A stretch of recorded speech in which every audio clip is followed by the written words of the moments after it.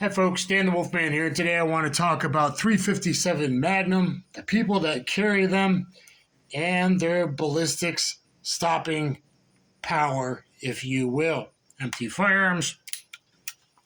So, why do people still claim that carrying 357 Magnum? Well, maybe they grew up with it, and back in the day it was known as the best man stopper ever. Originally designed around, I think in 1931, 37, 31, somewhere around there, around the 158 grain full power loads, usually 4 or 6 inch barrels.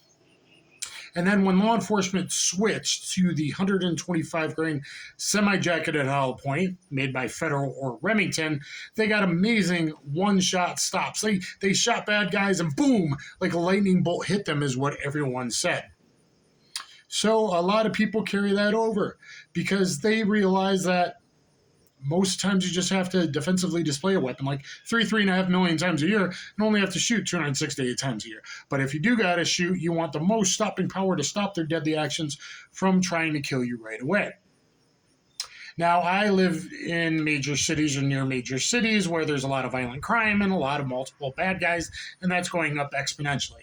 But if I live somewhere like, I don't know, Montana or Utah or something, where I felt more than likely it's going to be 3 bad guys, then something like this might be what I consider. Now, I first got into revolvers just a few years ago, even though I've always shot pistols, is a 3-inch 7-shot 357 Magnum, a viable CCW option. You may want to check that out, and also why a 3-inch is ideal for a carry. This is a 7-shot.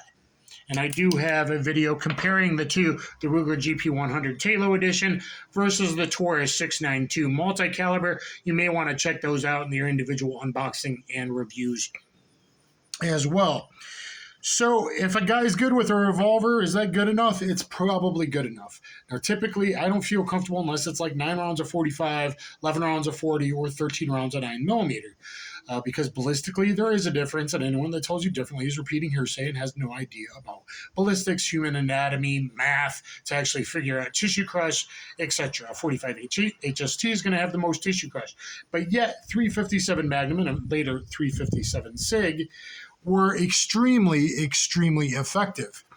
Now, the reason I think it was so effective, this is a 3-inch barrel here, but they were basically 4-inch barreled revolvers being carried at the time with the 125 grain semi-jacketed hollow points. These were screaming anywhere from 1,400 to 1,400 and, let's say, 90 feet per second. Ruger barrels shoot faster than Smith & Wesson barrels. Debate me in the comments below, but I actually know what I'm talking about. And the Remington was usually about 40 feet per second slower than the Federal. You can see Gun Sam. I sent him the Federal to test. He has tested the Remington. From a longer barrel, those rounds are amazingly effective in stopping. Are they as effective in 2-inch barrels? No, they might get under penetration unless it's a square-on, medium size, not a hugely rotund attacker, but very good from probably 3-inch or longer barrels. Now, if you can get it done with 6 or 7, good for you. People that shoot revolvers all the time tend to be better shots than people that are winging 9mm, spraying and praying. Old timers, they do a thing about accuracy. Now, if you're more accurate with a 357 or a 45 or something, yeah, you make them count. Are there situations where I think you may need more than 6 or 7? Yeah. I definitely question the viability of a 5-shot 357 other than as an actual backup gun to your primary. In fact, I'm thinking about getting one because it's $1,000, and if I can get it under $400, I might actually get one for extreme lightweight backup type of thing. Now, a 6-shot, unfortunately, you're not making a lot of 6-shot. So mostly are 5-shot 2 inches or less than 2 inches, even worse, 1 7/8, or 2-inch barrels, 5-shot. Unfortunately, the 6 shots kind of aren't being made a lot anymore other than Kimber K6S. A 3-inch barrel would be ideal, or a King Cobra, a 3-inch barrel would be ideal. 2-inch barrel. Can a 2-inch barrel still work?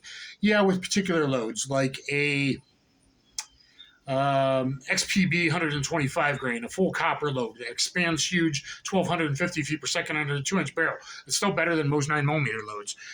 From a 3-inch barrel, though, you get 1,400 plus 1,400 plus feet per second, especially with the loads I already talked about. And my theory is that when you look at stopping power, you either want the biggest, baddest bullet getting the most blood loss tissue crush, or you want an extremely fast bullet. It's going to give you more actual tissue crush from tissue tear the first 5 to 6 inches. You can see that in gel and pull hair meat targets and asking deer hunters, etc. in the beginning of a wound, especially a contact wound. Yes, I know it's empty. Yes, I know what I just did. A contact wound up close.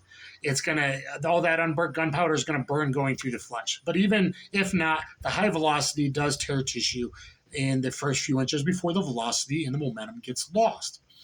Now, it seems to me that if you hit over 1,300 feet per second with at least a minimum of 115 grain bullet, such as a 9mm 9BP LE plus P plus 9mm, or a 125 grain Federal that Gun Sam again has tested the loads I've sent them, you get that shock, that hit like a lightning bolt. They just stopped. I believe that's because of higher nerve sensation. A lot of nerves are on the front of the skin. Higher nerve sensation from the wave of the water hitting and whatever, and that leads to higher psychological stops. So can a 357 Magnum still get it done, especially a 7-shot 3-inch? Yeah, absolutely. Would a 2-inch possibly? Would a 3-inch 6-shot? If I had the money and I can't seem to get one on sale, a Kimber K6S or a Colt King Cobra for a lighter weight, like a 28-ounce carry. I almost picked up an old Rossi 26-ounce carry because this is 36.4 ounces about. This is 34.1 ounces about, so that can be a lot to carry. But the people that carry them, they know what they're doing. Yeah, if they're a good shot, they can probably get it done with 3, 4, 5, 6, 7, depending on how many attackers. Fortunately, the one time I almost defended myself with this very revolver was against 5 armed carjackers that squealing to a stop and just starting to get out. Luckily, I threw my leather vest open, put my hand up at my pistol, and gave them the best Clint Eastwood eyes that I possibly could, and it worked, and they sped off. Would that have turned out well? No, in that case, usually it's 1 to 3 attackers against 5. No, so maybe not the best choice if you live in the inner city. Now, if I lived in Montana or Utah or something like that, maybe had to put down deer or moose that were hit by a car, yeah, highly effective, to put them down. Anyway, guys, do you carry 357? Is it 5, 6, or 7, or even 8-shot? And or for home defense, what do you think of 357 Magnum? Can it still get it done? Is it still a viable CCW option? What do you think of the people that carry them? Let me know in the comments down below. Kaboom.